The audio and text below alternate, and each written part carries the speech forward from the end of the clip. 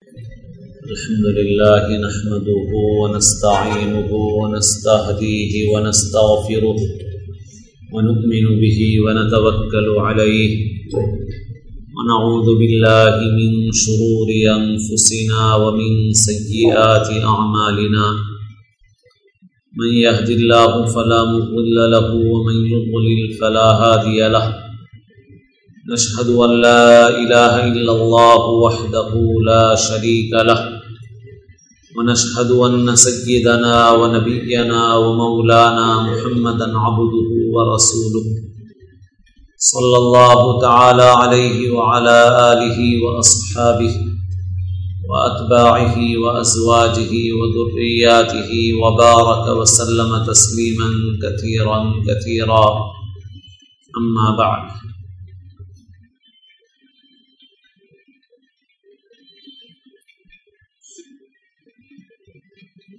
قابل احترام بزرگوں، عزیز دوستوں، اسے ہر مہینے میں دوسرے ہفتے کے بعد والے اتوار کو کچھ دینی بات سنانے کا معمول ہے، جس میں خاص طور پر نیچے مدرسے میں خواتین کے لیے نظم رکھا جاتا ہے۔ آج اس کا دن بھی ہے اور اس وقت آخری عشرے میں معمول ہے کہ ظہر کے بعد کچھ کتاب سنا دی جاتی ہے۔ امام غزالی رحمۃ اللہ علیہ کی ایک کتاب ہے جس کا عربی میں نام ہے اربعین۔ اربعین کے معنی 40 کے ہیں، جس میں امام غزالی رحمۃ اللہ علیہ نے اعمال اور اخلاق کے متعلق 40 اصول بیان فرمائے، بنیادی باتیں بیان فرمائی۔ اصول اصل کی جمع ہے، اصل کے معنی جڑ کے۔ تو بنیادی طور پر جو باتیں ضروری ہیں ان کو ذکر کیا۔ ان میں سے 10 اصول امام غزالی رحمۃ اللہ علیہ نے برے اخلاق کے ذکر کیے، اس میں سے ایک کا بیان کل ہو چکا، لیکن اس کا خلاصہ عرض کر دیتا ہوں۔ اخلاق رذیلہ کے جو 10 اصول ہیں ان میں امام غزالی رحمۃ اللہ علیہ نے سب سے پہلے یہ بیان فرمایا، زیادہ کھانا اور زیادہ کھانے کی حرص۔ تو اس کے فوائد، کم کھانے کے فوائد ہیں وہ بھی بتائے گئے کل، اور زیادہ کھانے کے جو نقصانات ہیں ان کا بھی ذکر کیا گیا، کل یہ باتیں سنائی جا چکی ہیں۔ اور آخر میں یہ بھی بتایا تھا کہ پہلے زمانے میں اللہ والے لوگوں کو 4 چیزوں کا پرہیز بتاتے تھے۔ 4 چیزیں کیا تھیں؟ ایک ہے کم بولنا، دوسرے ہے کم ملنا جلنا، اور تیسرے ہے کم کھانا، چوتھے کم سونا۔ یعنی زیادہ بولنا، زیادہ ملنا جلنا، زیادہ سونا، زیادہ کھانا، ان سے پرہیز کرو، یہ بتایا جاتا تھا۔ لیکن اس زمانے میں چونکہ ہم لوگوں کے قوا بہت کمزور ہو گئے ہیں، اس وجہ سے کم کھانے اور کم سونے کا پرہیز نہیں ہے اس زمانے میں۔ بقدر ضرورت کھانا، بقدر ضرورت سونا۔ البتہ اس میں کھانے میں ضرورت سے کسی قدر کم کھا لیں۔ ایک ہوتا ہے پیٹ بھرنا، ایک ہوتا ہے جی بھرنا۔ تو جب کھانا مزیدار ہوتا ہے، آدمی کا پیٹ تو بھر جاتا ہے مگر جی نہیں بھرتا، تو آدمی اور کھاتا ہے۔ تو جو پیٹ بھرنے کی حد ہے اس سے تھوڑے سے کم پہ ختم کر دو کھانا، بس اس زمانے میں اتنا ہی کافی ہے، کیونکہ صحتیں بہت کمزور ہو گئی ہیں۔ حضرت حکیم اختر صاحب دامت برکاتہم فرماتے ہیں کہ پہلے کا زمانہ جو ہے وہ خون نکلوانے کا تھا، یہ خون چڑھوانے کا زمانہ ہے۔ وہ میڈ ان گھی زمانہ تھا، یہ میڈ ان ڈالڈا زمانہ ہے۔ اس وجہ سے اس زمانے میں اگر کم کھائیں گے تو پھر اتنے کمزور ہو جائیں گے کہ جتنا کر رہے ہیں اتنا بھی نہیں کر سکیں گے۔ تو اس لیے کم مت کھاؤ، لیکن زیادہ بھی مت کھاؤ۔ جو ضرورت ہے اس ضرورت کے بقدر کھاؤ، پیٹ بھرنے سے تھوڑا سا کم کھا لو، بس اتنا کافی ہے، اور اس پہ ہم عمل کریں گے تو ہماری صحت بھی اچھی رہے گی۔ البتہ کھانے کی مقدار کس کی کتنی ہے یہ کوئی متعین چیز نہیں ہے، ہر آدمی کی اس کی طبیعت کے حساب سے اس کے کھانے کی مقدار متعین ہوتی ہے۔ تو اب کبھی ایک بزرگ نے فرمایا کہ بعض لوگ زیادہ کھاتے ہیں، میں نے کہا ہو سکتا ہے ان کی مقدار بہت زیادہ ہو۔ ایک بزرگ کے پاس لوگ رہتے تھے اور وہ لوگوں کو تاکید کرتے تھے کہ بھئی کم کھاؤ، لیکن ایک صاحب آئے اور وہ خوب کھاتے تھے۔ لوگوں نے شکایت کی کہ حضرت آپ کہتے ہیں کم کھاؤ اور یہ بہت کھا رہے ہیں۔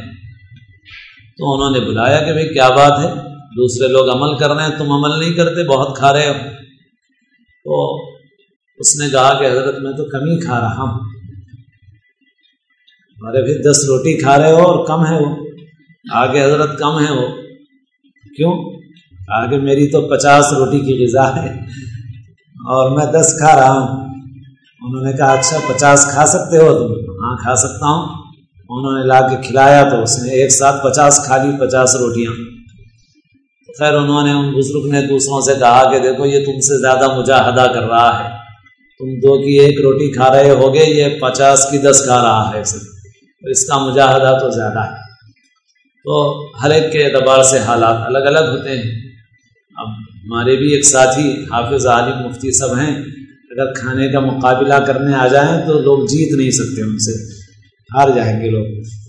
اچھا کھانے والے بھی ہار جاتے ہیں ان سے، حالانکہ ہیں وہ میرے مجھ سے تھوڑا سا موٹے ہوں گے، زیادہ موٹے تازے بھی نہیں ہیں، بس ایسے ہی متوسط جسم کے ہیں، لیکن اگر مقابلہ کرنے کے لیے بیٹھ جائیں تو اچھے ہار جائیں ان سے کھانا کھانے میں اتنا۔ تو اللہ تعالیٰ نے الگ الگ بنایا ہے، تو اس وجہ سے ہر ایک اپنی حساب سے دیکھے کہ بھئی کتنی مقدار ہے میری، اور اس کی جو مقدار ہے اس کے حساب سے کرے۔ جیسے افغان خان پٹھان لوگ ہیں، ماشاءاللہ ان کی غذا بہت ہے، خوب کھاتے ہیں، وہ بہت لطیفے بھی ہیں ان لوگوں کے کہ وہ کیسا کھاتے ہیں، لیکن اللہ نے صحت بھی دی ہے ان کو اور دعا بھی اللہ نے ویسے دیے ہیں۔ تو بہرحال یہ ہے کہ ہر آدمی کے اعتبار سے الگ ہے، آدمی اپنے اعتبار سے دیکھ لے کہ میری پیٹ بھرنے کی جو مقدار ہے اس سے تھوڑا کم کھا لے اور وقت پہ کھا لیا کرے۔ کل بھی بتایا میں نے کہ آج کل جو بہت سی بیماریاں ہیں اس کی وجہ یہ ہے کہ ہم لوگ وقت پر نہیں کھاتے اور کھانے کی مقدار میں اعتدال پہ نہیں رہتے۔ پہلے زمانے میں لوگ بہت اہتمام کرتے تھے، لوگوں میں سادگی تھی، آج کل تصنع ہے۔ اور ایک بات یاد آئی عرض کر دوں کہ اسلامی تہذیب اور اسلامی کلچر میں، اور جو اس وقت مغربی کلچر ہے، ویسٹرن کلچر، اس میں ایک جو فروق ہیں، جو فرق ہیں، اس میں سے ایک فرق بتاتا ہوں کہ اسلامی کلچر میں سادگی ہے اور مغربی کلچر میں تصنع اور بناوٹ ہے۔ اسلامی کلچر میں صفائی ستھرائی تو ہے لیکن سادگی ہے، اور جو مغربی کلچر ہے اس میں تصنع اور بناوٹ بہت زیادہ ہے، یہ بڑا فرق ہے۔ تو اب وہ جو مغربی کلچر آیا جس میں تصنع و بناوٹ ہے، ایک ہمارے ہی بزرگ کا واقعہ ہے، وہ پہلے ٹرینیں جو ہے اتنی سہولت بخش بھی نہیں ہوتی تھیں، اتنا پانی آنی نہیں ہوتا تھا، کچھ نہیں ہوتا تھا۔ تو ہمارے ایک بزرگ کا قصہ ہے، وہ سفر کر رہے تھے، ان کے ساتھ سراہی بھی تھی اور ضروری سامان بھی تھا۔ ایک انگریزی لباس میں ملبوس ایک بالکل اپ ٹو ڈیٹ قسم کے ایک صاحب سوار ہوئے، اور وہ ان کا سامان، ان کی سراہی دیکھ کے ہنسنے لگے کہ کیا پرانے لوگ ہیں، آپ یہ سارا لے کے جا رہے ہیں۔ اب اس کے بعد کچھ دیر کے بعد ٹرینیں پہلے تو ایسی تھی بھی نہیں، جگہ جگہ رک جاتی تھیں، کوئلے کا انجن ہوتا تھا، سہولتیں بھی نہیں تھیں۔ اب گرمی کا زمانہ تھا، خوب گرمی شروع ہو گئی، اور صاحب راستے میں پانی بھی نہیں مل رہا ہے۔ اب ان کے ساتھ سراہی تھی، پانی تھا، انہوں نے سراہی سے پانی نکالا، لیمو تھا لیمو نکالا، نمک ڈالا، شربت بنایا، پینے لگے۔ اب ان کے تو منہ میں سے رال ٹپکنے لگی اور وہ دیکھنے لگے۔ اس کے بعد انہوں نے ان کو بھی دیا کہ چلو پانی پی لو، اور پھر ان سے گفتگو بھی ہوئی کچھ۔ تو بہرحال یہ ہے کہ یہ تصنع اور بناوٹ بہت ہے۔ اب ہم لوگ تھیلی لے کے جانے پریشان ہیں، تھیلی کیسے لے کے جائیں؟ تو یہ بتا رہا تھا کہ پہلے زمانے میں لوگ اپنی لاٹھی، اپنا کھانا ساتھ رکھ لیتے تھے، تو جہاں موقع ہوتا تھا، ضرورت وقت ہوتا تھا تو اپنا توشہ نکالتے تھے، اس کو کھا لیتے تھے، اس میں شرم نہیں محسوس کرتے تھے۔ بس طریقے سے بیٹھ گئے کہیں پہ، کھا لیا، اپنا وقت پہ کھا لیا، پانی پی لیا۔ اب ہم لوگوں کا حال یہ ہے کہ ہم لوگ یہ نہیں کرتے، اسی لیے بیماریاں ہیں طرح طرح کی۔ تصنع بناوٹ زندگی میں بہت آ گئی، باہر کا کھا رہے ہیں، جو ملاوٹی چیزیں ہیں وہ کھا رہے ہیں، اس کی وجہ سے نقصان ہو رہا ہے۔ تو بہرحال یہ عرض کر رہا تھا کہ زیادہ مت کھاؤ، وقت پر کھاؤ، صحت بھی اچھی رہے گی اس سے۔ آج کل ہماری دعوتوں میں بھی بہت بے اعتدالیاں ہیں، غلطیاں ہیں، بعض چیزیں شریعت کے احکام کے خلاف بھی ہیں۔ جیسے کل بتایا تھا کہ اگر دسترخوان پہ 8 آدمی بیٹھے ہوئے ہیں، جیسے ہماری دعوتوں میں چھوٹے چھوٹے رکھتے ہیں، تو اب اگر کوئی ڈش آتی ہے تو ایک آدمی آدھی اتار لیتا ہے، دوسرا آدمی پاؤ اتار لیا اور تیسرے نے آخری پاؤ اتار لیا، تو پوری ڈش ختم ہو گئی۔ تو باقی جو اور 5 آدمی دسترخوان پہ بیٹھے ہوئے ہیں وہ انتظار کرتے رہے اور منہ دیکھتے رہے۔ یہ صحیح نہیں ہے، غلط ہے، یہ شرعی احکام کے بھی خلاف ہے۔ جب کوئی چیز دسترخوان پہ آئی، جیسے مرغی کی ڈش آئی، تو 8 آدمی ہیں تو ان 8 آدمیوں کا حصہ برابر برابر ہے، ان کو اتنا ہی ڈالنا چاہیے جتنا ان کے حصے میں آتا ہے، اس سے زیادہ ڈالنا نہیں۔ پھر دوبارہ آئے تو دوبارہ ڈال لو، تیسری مرتبہ آئے تیسری مرتبہ ڈال لو، مگر ایک ہی مرتبہ میں تم آدھا ڈال لو، یہ جائز نہیں ہے، درست نہیں ہے، غلط ہے۔ اللہ کے رسول صلی اللہ علیہ وسلم نے سکھائے ہیں یہ احکام۔ 2 کھجور ایک ساتھ لینے سے منع فرمایا، ایک ایک لو، جتنا چاہو لے کھاتے رہو، ہاں، لیکن یہ کہ ایک ساتھ 2 اٹھا لو، آپ نے منع فرمایا اس سے کہ نہیں اٹھانا چاہیے۔ تو یہ حکم اسی سے نکلا ہے، آپ صلی اللہ علیہ وسلم کے ارشاد سے۔ ایک ساتھ 2 اٹھا لینے سے منع کیا، اس لیے کہ سب کا حق ہے، ایک کھاؤ پھر اس کے بعد دوسرا لو، اسی طرح سے جو حصہ ہمارا ہے اتنا کھاؤ، پھر آئے تو پھر کھاؤ، مگر یہ نہیں کہ ایک ساتھ ڈال لو۔ اب بس بہت کھاتے ہیں۔ کل میں نے بتایا بھی کہ ڈاکٹر کہتے ہیں کہ شام میں 5-6 بجے کے بعد ثقیل غذا نہیں لینا چاہیے، مگر ہم لوگوں کی دعوتیں دیر تک چل رہی ہیں۔ بہت سے لوگوں کو رات میں سوتے ہوئے جو ہارٹ اٹیک ہو جاتا ہے، اس میں کئی ایسے واقعات ہیں، دعوت کھا کے آئے، سوئے اور صبح تک انتقال ہو گیا۔ ڈاکٹر اسباب کے درجے میں یہ بتاتے ہیں کہ مرغن غذا رات میں دیر سے کھانے کے بعد، اور جب وہ سو جاتا ہے آدمی تو اس کا دباؤ قلب کے اوپر پڑتا ہے، تو جو قلب کا مریض ہے اس کو ہارٹ اٹیک ہو جاتا ہے اس کی وجہ سے، اور اس سے موت واقع ہو جاتی ہے۔ اسی طرح میں یہ بھی عرض کرتا ہوں کہ آج کل لوگ سمجھتے ہیں کہ فقر و فاقہ بعض جگہوں پہ ہے، دنیا میں افریقہ کے بہت سے ممالک میں اس وقت بہت سخت حالات ہیں، اللہ تعالیٰ آسانی فرمائے ان کے لیے، اور جو لوگ ان کی مدد کر سکتے ہیں اللہ تعالیٰ ان کو مدد کی توفیق نصیب فرمائے، اور جو لوگ ویسے حالات پیدا کرنے والے ہیں اللہ ان کو تباہ و برباد فرما دے، کیونکہ وہ حالات دشمنوں نے، انسانیت کے دشمنوں نے پیدا کیے ہیں، یہود و نصارہ نے پیدا کیے ہیں، ان کی سازشوں کی وجہ سے ہو رہا ہے ایسا، اور ان لوگوں کو ایسے حالات میں مبتلا کر دیا انہوں نے کہ کچھ پوچھیے مت۔ تو بہرحال یہ ہے کہ ہیں ویسے بھی حالات، لیکن ہمارے جیسے ملکوں میں ماشاءاللہ کوئی بھوک سے نہیں مرتا عموماً، اللہ ماشاءاللہ شاید ہی کوئی، ورنہ نہیں مرتا، اور پیٹ بھرنے سے بہت مر رہے ہیں، دواخانے پیٹ بھروں سے بھرے ہوئے ہیں، اور واکنگ جتنی کر رہے ہیں نا یہ پبلک گارڈن میں اور نیکلس روڈ پہ، تو یہ بھی کم کھانے والے لوگ نہیں ہیں، زیادہ کھانے والے لوگ ہیں، ان کو بیماریاں کم کھانے سے نہیں آئی ہیں بلکہ زیادہ کھانے سے آئی ہیں۔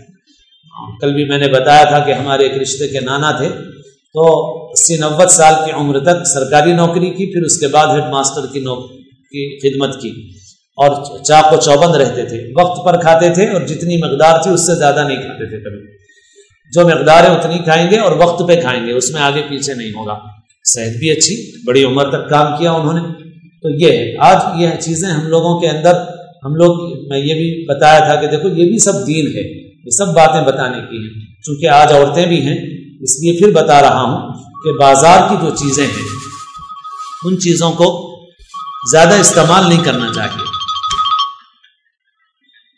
بس ضرورت کی حد تک ہی استعمال کرو، اس کا زیادہ نہیں، اس وجہ سے کہ بازار کی چیزوں میں نقصان ہے، اس میں بہت ملاوٹیں ہیں، بہت اتنی ہیں کہ تفصیل بیان کی جائے تو بہت لمبی باتیں ہوں گی۔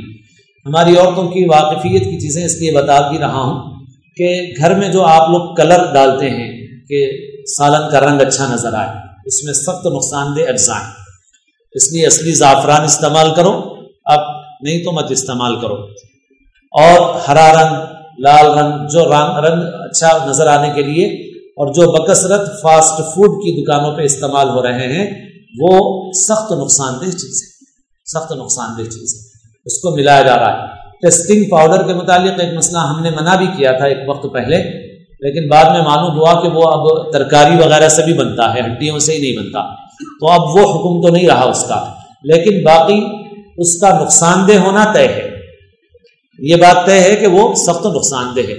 وقتی طور پہ مزہ آ جاتا ہے مگر اس سے نقصان ہوتا ہے۔ جو مسالے وغیرہ ہیں اس میں بھی ملاوٹ ہے۔ اور ابھی ایک ساتھی نے ایک کلپ بتایا تھا کہ جس میں ایک غیر مسلم نے کچھ بیان کیا کہ جو میگی ہے اس کے اندر بھی ایسی ہی چیزیں ملی ہوئی ہیں۔ تو بہرحال یہ ہے کہ آج کل جو ڈبہ بند پیک جو چیزیں آ رہی ہیں اس میں کس کس قسم کی ملاوٹ ہے نہیں کہہ سکتے۔ جو دودھ آتا ہے پاکٹ کا جو پیک ہو کے کئی کئی دن رہتا ہے اس میں دودھ کو دیر تک باقی رکھنے کے لیے اینٹی بائیوٹکس ڈالے جاتے ہیں، معمول ہے بالکل۔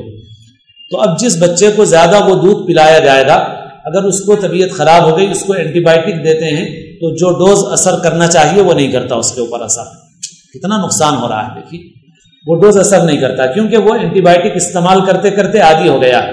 روزانہ جو دودھ پی رہا ہے اس دودھ میں اس کو اینٹی بائیوٹک مل رہا ہے۔ اب اس کے بعد جب بیماری میں اس کو اینٹی بائیوٹک دیتے ہیں تو وہ ڈوز کام نہیں کرتا، اس سے بڑا ڈوز اس کو دینا پڑتا ہے۔ یہ صحت کے لیے نقصان دہ چیز ہے۔ اس طرح بہت ملاوٹیں ہیں اور بعض چیزوں میں تو اہتمام نہیں ہے۔ ابھی ہمارے ساتھی نے بتایا کہ جوس کی جو اچھی اچھی بعض دکانیں سمجھی جاتی ہیں وہاں پہ مالک جا کے خرید کے لاتے ہیں بعض خاص جگہوں سے، نوکروں کو بھی نہیں بھیجتے، کیمیکل ہوتا ہے، کیمیکل خرید کے لاتے ہیں، کیمیکل خرید کے لاتے ہیں۔ جس مزے کا جوس بنانا چاہیں آپ وہ بنتا ہے، وہ آ رہا ہے۔ اور چونکہ وہ راز نوکروں کو بھی نہیں بتانا چاہتے تو اس لیے نوکروں کو بھی نہیں بھیجتے، بہت سے مالک خود جاتا ہے اور خریدی کر کے لاتا ہے اور وہ بیچتا ہے اونچے داموں میں، بہترین خوشبو بہترین مزہ، لوگ سمجھتے ہیں اصلی چیزیں کیمیکل ہے وہ۔ ایسے ہی اسی جگہ سے خریدتے ہیں مرچی، مرچی کے لیے ایک پاؤڈر، اتنا تھوڑا سا پاؤڈر لے کے اتنا سارا سا نمک ہے بہت بڑی مقدار میں، وہ پاؤڈر اتنے نمک میں ملا دو پورا نمک مرچ بن جائے گا، کیمیکل ہے وہ۔ اب فاسٹ فوڈ کی دکان ہے اس کو پیسہ کمانا ہے، پیسہ کمائے کسی طرح سے، پیسہ کس طرح کمائے بھائی؟ اب زیادہ سے زیادہ نفع حاصل کرنا ہے۔ مرچی اصلی خرید کے لائیں گے تو اصلی مرچی تو بہت مہنگی ہے، تو بجائے اصلی مرچ خرید کے لانے کے وہ کیمیکل کا وہ پاؤڈر لے کے آتا ہے اور اتنے بڑے نمک کے ڈبے کے اندر وہ ملا دیتا ہے تو پورا نمک مرچ بن جاتا ہے۔ اب اسی کو ڈال کے وہ فاسٹ فوڈ کی دکان پہ غذا دے رہا ہے۔ اس قدر زہر ہے، دیکھیے آپ، بہت ہے۔ بعض چیزوں پر حکومت کی روک ہے اور بعض چیزوں پہ حکومت کی روک بھی نہیں ہے، اور جہاں حکومت کی روک ہوتی ہے وہ بھی کتنا اثر ہوتا ہے آپ کو تو معلوم ہی ہے کہ اس پہ کتنا عمل ہوتا ہے، کتنی پابندی اس کی ہوتی ہے۔ تو بہرحال ہماری عورتوں کو بھی یہ چیز سمجھنے کی ہے، جاننے کی ہے کہ ڈبہ بند چیزوں کو استعمال کرنے کے بجائے جہاں تک ہو سکے اپنی تیار کی ہوئی چیزیں استعمال کیجیے، اپنی صحت کی حفاظت کیجیے۔ میرے شیخ حضرت محی السنہ مولانا شاہ ابرار الحق صاحب رحمۃ اللہ علیہ اپنی صحت کا بھی بڑا اہتمام فرماتے تھے، اور لوگوں کو کبھی خیال بھی ہوتا تھا کہ صاحب بزرگ اللہ والے ہیں اور اتنا اہتمام، وقت پر دوا، جیسے حضرت اگر دینی بات بھی سنا رہے ہیں اور دوا کا وقت ہو گیا تو خادم دوا لے کے آ جاتا تھا، یہ دوا ہے استعمال کرنا ہے، تو اسی وقت استعمال کر لیتے تھے۔ باضابطہ ایک دفتی بنی ہوئی ہوتی تھی جس کے اوپر اوقات اور دوائیں اور چیزیں لکھی ہوئی ہوتی تھی، اور جو بھی خدمت میں ہوتا اس کو اس دفتی کو دیکھ کے کام کرنا ہوتا کہ وقت پہ دوا کھلائے، وقت پہ کھانا کھلائے۔ مگر اللہ والوں کی سوچ اور ہماری سوچ میں بڑا فرق ہوتا ہے۔ میں آپ سے بتاتا ہوں کہ اللہ نے میرے والد صاحب نور اللہ مرقدہ گزشتہ رمضان میں تھے، اس رمضان میں نہیں ہے، دعا فرما دیجیے کہ اللہ تعالیٰ ان کی، ہماری والدہ کی اور تمام مومنین و مومنات کی اللہ تعالیٰ مغفرت فرما دے، درجات کو بلند فرما دے، اللہ تعالیٰ وہاں کی آسانیاں اللہ تعالیٰ عطا فرما دے اور ہر قسم کی بھلائیاں آخرت کی نصیب فرما دے۔ تو ہمارے والد صاحب یہاں سے 100 کلومیٹر دور ہمارا گاؤں ہے، ہمارے دادا تجارت کرتے تھے، کاشتکاری کرتے تھے، زمینات تھی۔ ہمارے والد جب اس زمانے میں منشی پڑھے اور والد نے ارادہ کیا کہ نوکری کریں تو ہمارے دادا نے کہا کہ کیا تنخواہ ملے گی؟ تو انہوں نے مثال کے طور پہ کہا 25 ملے گی، تو دادا نے کہا میں 25 دیتا ہوں، جو میں بولا وہ کر، نوکری وکری کرنے کی ضرورت نہیں ہے۔ تو والد صاحب ہمارے اپنی زمینات کی دیکھ بھال کرتے تھے، تجارت کرتے تھے، 6 مہینے گھر پہ رہتے تھے، 6 مہینے مہاراشٹرا کے علاقے میں جا کے تجارت کرتے تھے۔ حضرت مولانا شاہ ابرار الحق صاحب رحمۃ اللہ علیہ کو اللہ نے ذریعہ بنایا، ورنہ ہم بھی بالکل ویسے ہی تھے جیسا کہ عام دیہات کے اور گاؤں کے لوگ ہوتے ہیں، کوئی فرق نہیں تھا، کوئی دین سے کوئی خصوصی تعلق نہیں تھا۔ اللہ تعالیٰ نے حضرت کو ذریعہ بنایا، حضرت تشریف لائے۔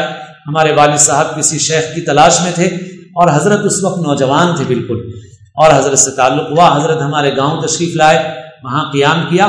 پھر اس کے بعد ہمارے والد صاحب کو فکر ہوئی، بہرحال لمبے حالات ہیں، مدرسہ فیض العلوم قائم ہوا، اور پھر اسی کی وجہ سے وہ ہمارے گاؤں میں پہلے قائم ہوا، پھر صلاح پور سے مشتیال آیا، وہاں سے جنگاؤں آیا، جنگاؤں سے حیدرآباد آیا، ہم اسی کی وجہ سے حیدرآباد آئے۔ وہی ذریعہ بنا ہمارے حیدرآباد آنے کا. تو اللہ نے انہی کو ذریعہ بنایا.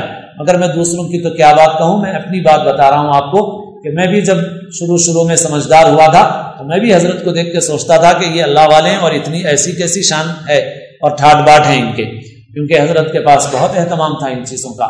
لیکن بعد میں اللہ نے ہم کو بھی سمجھ عطا فرمائی، ہم کو بھی احساس ہوا. ہم بدگمان ہوئے اور ہو جاتے ہیں. لیکن میں بتاؤں سوچ کا فرق، کہ سوچ کا کیا فرق تھا. حضرت دوسروں کو بھی کہتے تھے، حضرت یہ فرماتے تھے یہ جسم جو ہے یہ مشین اللہ کی امانت ہے، یہ مشین اللہ کی امانت ہے. اگر ہم نے اس کی فکر نہیں کی اور یہ مشین خراب ہو گئی تو ہم نے امانت میں خیانت کی، کیونکہ یہ ہماری نہیں ہے، یہ جسم ہمارا نہیں ہے، یہ جان ہماری نہیں ہے. ہم اپنی انگلی نہیں کاٹ سکتے کیونکہ یہ امانت ہے اللہ تعالیٰ کی. تو ایسے ہی ہم اپنی صحت کے متعلق غفلت نہیں برت سکتے. یہ اسی وجہ سے کہتے ہیں کہ کار پاکارا قیاس از خود مگیر گرچہ باشد در نوشتن شیر و شیر. جو اللہ والے ہیں ان کے کاموں کو اپنے کاموں پہ قیاس مت کرو. لکھنے میں شیر اور شیر ایک ہی جیسا لکھا ہوا ہوتا ہے، مگر شیر اور شیر کے معنی میں بہت فرق ہے. شیر جانور کا نام ہے اور شیر دودھ کو کہتے ہیں. شیر خرما آپ اسی سے ہے. خرمے کے معنی کھجور کے ہیں اور شیر کے معنی دودھ کے. دودھ اور کھجور سے شیر خرما بنتا ہے، تو شیر کے معنی دودھ کے. تو لکھنے میں شیر اور شیر ایک جیسا ہوتا ہے مگر معنی میں دونوں میں بہت فرق ہوتا ہے. ایسے ہی اللہ والوں کی چیزوں کو اپنے اوپر قیاس مت کرو اور بدگمان مت ہو جاؤ. تو نیت سوچ میں یہ فرق ہے. تو حضرت یہ فرماتے تھے کہ جسم اللہ کی امانت ہے، اس وجہ سے ہم اس کو نقصان پہنچانے کے حقدار نہیں ہیں. اگر اس کو نقصان پہنچے گا ہماری اللہ کے پاس پکڑ ہوگی. اسی لیے حضرت اتنا اہتمام فرماتے تھے اور ہم میں بھی نہیں ہے. اللہ تعالیٰ توفیق نصیب فرما دے ان بزرگوں کی برکت سے. اخیر عمر تک حضرت کے دانت اتنے اچھے تھے کہ لوگوں کو یقین ہی نہیں آتا تھا کہ یہ اصلی دانت ہیں. 80 برس کی عمر تک بھی، 80 برس کی عمر تک بھی. اور حضرت اس کے لیے بمبئی سفر بھی کرتے تھے، اس کی صفائی اس کا علاج بھی کرواتے تھے. اور دانت بھی اور داڑھ بھی حضرت کے مسلم محفوظ تھے جیسے کہ ویسے. اور ایسے جمے ہوئے تھے کہ لوگوں کو دیکھ کے یہ شبہ ہوتا تھا کہ شاید بنائے ہوئے دانت ہیں، لیکن بنائے ہوئے دانت نہیں تھے، اصلی دانت تھے حضرت کے. لیکن صحت کا لحاظ رکھا، کام بھی کیا، خدمت بھی کی. تقریباً 100 شاخیں حضرت کی ہیں.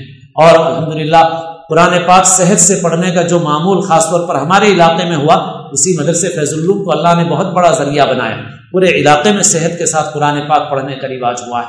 تو بہرحال میرے دوستو، یہ باتیں بھی دین کی ہیں جو میں آپ کو بتا رہا ہوں کہ آپ باہر کی غذا استعمال کریں گے، آپ نقصان دہ چیز استعمال کریں گے تو اللہ کے حکم کے بھی خلاف کریں گے. اور کل میں نے نوجوانوں کے لیے بتایا تھا، پھر بتاؤں، ہماری عورتوں کو بھی معلوم ہوگا، وہ اپنے بچوں کو بھی بتائیں گی کہ 1-2 سال پہلے ہماری مسجد میں ایک واقعہ ہوا. ایک نوجوان نے ایک کار والے کی چابی توڑ دی، غیر مسلم تھا وہ. گڑبڑ ہو گئی. میں نے دوسری نماز میں اعلان کیا کہ بھئی دیکھو، اپنی گاڑیاں ہم لوگ صحیح نہیں رکھتے پہلے، اور دوسرے کوئی آیا اس کی گاڑی کی چابی توڑ دی، ہم نے غلط کیا، ایسا نہیں کرنا چاہیے. تو بہرحال میں تو مغرب کے بعد چلا گیا، یہاں کھانا کھا رہے تھے لوگ، ایک نوجوان آ کے بہت گڑبڑ کیا کہ ایسا کیسا اعلان کیے. تو میں نے سوچا پتہ نہیں کون ہے بھائی، کوئی نوجوان کوئی ایسا تو نہیں ہے جو عمدہ قسم کا ہو، کون ہے آخر معلوم کرو. لیکن تھوڑی دیر میں معلوم ہوا کہ ایسا کوئی نہیں ہے، اچھا بچہ ہے ماشاءاللہ. اور ہوا کیا کہ وہ جم کے شوق میں پاؤڈر استعمال کر رہے ہیں، وہ بھی نقصان دہ ہے. انجیکشن ہے، وہ انجیکشن جو ہے امریکہ میں $1000 میں سنا ملتا ہے، اور یہاں پر جو ہے کم میں مل جاتا ہے نقلی والا. تو اس نے وہ کوئی انجیکشن بھی لے لیا اپنی باڈی بنانے کے لیے، جس کی وجہ سے سائیڈ ایفیکٹ سے اس کا دماغ متاثر ہو گیا. اور جو ساتھی تھے انہوں نے بتایا بہت خوبصورت ہینڈسم بچہ ہے بالکل. اور اس کے والد بھی بعد میں آئے، انہوں نے معافی چاہی اور بتایا کہ بھئی ایسی ایسی صورتحال ہے. تو دیکھنے میں بھی اونچا پورا ہٹا کٹا بچہ ہے اور خوبصورت بھی دیکھنے میں، اور بس اس کے نتیجے میں اس کی دیکھیے صحت کیسی برباد ہو گئی. آج بچوں کو بھی بتانے کی ضرورت ہے یہ باتیں. شوق میں جا رہے ہیں، باڈی بنا رہے ہیں. کیوں باڈی بنا رہے ہو؟ دیکھو ایک تو ہے اللہ کے لیے. آج مسلمانوں میں بہت کمی ہے. میں نے کہا آپ میں سے بھی جو لوگ کر سکتے ہیں ان سے کہہ رہا ہوں، آج حکومت تیر اندازی کو بھی ایک کھیلوں میں ایک کھیل بنائے ہوئے ہے. مسلمانوں کو چاہیے کہ اس کو اختیار کرے، کیونکہ تیر اندازی سنت ہے رسول اللہ صلی اللہ علیہ وسلم کی. دوڑ لگاؤ، گھوڑ سواری کرو، تیر اندازی کرو. اور آپ نے فرمایا الا ان القوۃ الرمی، آپ نے فرمایا کہ طاقت تیر اندازی میں ہے، تو نشانہ بازی اور تیر اندازی سیکھنا چاہیے. مگر افسوس کہ یہ مسلمان لیٹسٹ گلی ڈانڈول کھیلنے میں مشغول ہے. کرکٹ نیا قسم کا گلی ڈانڈول ہے، بس وہ کھیلنے میں مشغول ہے اور وقت برباد کر رہا ہے کامنٹری سننے میں اور بیکار کی بحثوں میں، خواہ مخواہ کی، فلاں کی تاریخ، فلاں کے قصے، فلاں نے اتنے رن بنائے، فلاں نے یہ کیا، فلاں نے یہ کیا، اس کے چوے چھکے لگے، اور تمہاری تو زندگی چھکے میں اڑ رہی ہے، ساری کی ساری برباد ہو رہی ہے، کچھ اچھے کام میں نہیں لگ رہی ہے، مسلمان اس میں مشغول ہے۔ تو بہرحال باڈی بناؤ، کیوں بناؤ؟ اللہ کے دین کی خدمت کے لیے تیر اندازی سیکھتے، گھوڑ سواری کرتے تو کوئی بات تھی، یہ تو تم بے حیاؤں اور بدکاروں کی نقل میں کر رہے ہو، جو ماڈل ٹی وی پہ نظر آ رہے ہیں ان کی نقل میں کر رہے ہو، جو فلمی اداکار، نام نہیں لینا چاہتا میں، جو اپنا سینہ دکھا رہے ہیں، تم چاہتے ہو کہ تم بھی اپنا سینہ ویسے بناؤ۔ یاد رکھو جب یہ نیت ہوگی تو حرام ہے وہ، کیونکہ حکم نیت کے اعتبار سے، تم نیت کے اعتبار سے، جب باڈی دکھانے میں یہ نیت ہے کہ اس اداکار جیسی نقل کرو گے تو حرام ہے، پھر حرام کے درجے اس کے لیے کر رہے ہو، اور کوئی اس لیے نہیں، بس لڑکیوں کو دکھانا ہے، اپنے کو ایک ماڈل بنانا ہے اور اپنے کو ہیرو بنانا ہے اور اپنی شان دکھانا ہے، اس لیے کر رہے ہو، اور پھر ایسی چیزیں کر کے اپنی دنیا بھی برباد کر رہے ہو، صحت بھی برباد کر رہے ہو۔ تو بہرحال یہ باتیں کھانے پینے سے متعلق تھی جو میں نے بیان کر دی۔ آگے امام غزالی رحمۃ اللہ علیہ نے برے اخلاق میں دوسری اصل بیان فرمائی، اور وہ دوسری اصل کیا ہے؟ زیادہ بولنے کی ہوس اور فضول باتوں کا بیان۔ اس کو ختم کرنا بہت ضروری ہے، کیونکہ یہ تو تمام اعضاء کے تمام کاموں کا اثر قلب پر پڑتا ہے، مگر زبان چونکہ قلب کی سفیر ہے، اور جو نقشہ قلب میں کھینچتا ہے اور جس چیز کا تصور دل میں آتا ہے اس کا اظہار زبان ہی کیا کرتی ہے، اس لیے اس کی تاثیر قلب پر زیادہ نمایاں ہوتی ہے۔ یاد رکھو کہ جب زبان جھوٹی ہو جاتی ہے تو دل میں بھی ٹیڑھا پن آ جایا کرتا ہے، خصوصاً جب کہ جھوٹ کے ساتھ فضول اور لغو باتیں شامل ہوں، تو اس وقت تو دل بالکل ہی سیاہ ہو جاتا ہے، یہاں تک کہ زیادہ بولنے سے دل مر جاتا ہے۔ اللہ کے رسول صلی اللہ علیہ وسلم نے فرمایا لا تکثر الکلام بغیر ذکر اللہ فإن کثرة الکلام بغیر ذکر اللہ قسوة للقلب، کہ اللہ کے ذکر کے علاوہ باقی زیادہ بولو مت، اس لیے کہ زیادہ بولنا اللہ کے ذکر کے علاوہ میں دل کو سخت کر دیتا ہے، دل مردہ ہو جاتا ہے۔ ایک حدیث میں ہے کہ زیادہ ہنسنے سے بچو، فإن کثرة الضحک تمیت القلب، زیادہ ہنسنا دل کو مردہ کر دیتا ہے۔ آپ صلی اللہ علیہ وسلم کی اکثر ہنسی مسکراہٹ ہوتی تھی، بس مسکراتے تھے آپ، باقی زیادہ زور سے ہنستے نہیں تھے آپ صلی اللہ علیہ وسلم۔ رسول مقبول صلی اللہ علیہ وسلم نے فرمایا کہ جو شخص اپنی زبان اور شرمگاہ کی حفاظت کا ذمہ لے لے، میں اس کے لیے جنت کا ذمہ دار ہوں۔ حدیث میں آیا ہے کہ زبان ہی کے کرتوت اکثر لوگوں کو اوندھے منہ جہنم میں ڈھکیلیں گے، لہٰذا اس کی حفاظت بہت ضروری ہے۔ مسلمان کو چاہیے کہ اگر زبان ہلائے تو نیک بات اور کلمہ خیر بولے، ورنہ چپ رہے، کیونکہ جب زبان زیادہ چلنے لگتی ہے تو لغو اور بیکار باتیں بڑھتی ہیں، اور جب بیکار باتیں بڑھ جاتی ہیں تو خدا جانے کس حد تک پہنچے اور کیا کچھ منہ سے بکتا پھرے۔ حضرت ابو بکر صدیق رضی اللہ عنہ، کتنا بڑا مقام ہے ان کا، لیکن یہی علاج بزرگوں کے پاس بھی یہی ہوتا ہے۔ ہمارے حضرت رحمۃ اللہ علیہ کے پاس بھی بچے کبھی شرارت کرتے تھے تو دھلے ہوئے ڈھیلے ہوتے تھے، ڈھیلے بھی دھو کر لائے جاتے تھے اور تشتری میں رکھے ہوئے ہوتے تھے۔ جب زیادہ کوئی بات کرتا تو حضرت فرماتے تھے دواء اللغو دو اس کو، یعنی اس کے منہ میں وہ رکھ دیا جاتا تھا۔ وہ حضرت ابوبکر صدیق رضی اللہ تعالیٰ عنہ کا گویا عمل ہے۔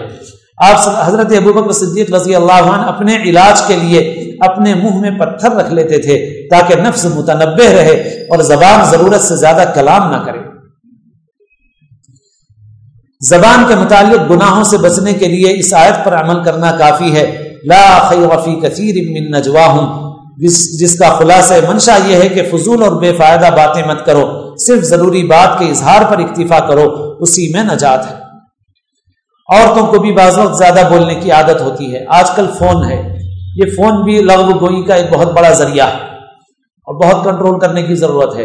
اور یہ جو فری کی اسکیمیں ہو گئی ہیں کہ BSNL to BSNL free, Reliance to Reliance free, تو بھائی یہ زندگی کا وقت فری کا نہیں ہے، اور اگر وہ فری سے خواہ مخواہ وقت برباد ہو رہا ہے تو پیسے والی اسکیم لے لو، پیسے والا ہی پلان لے لو، کچھ نہ کچھ روک رہے گی، 1000 روپے چلے جائیں گے مگر زندگی کا وقت ضائع ہونے سے بچ جائے گا۔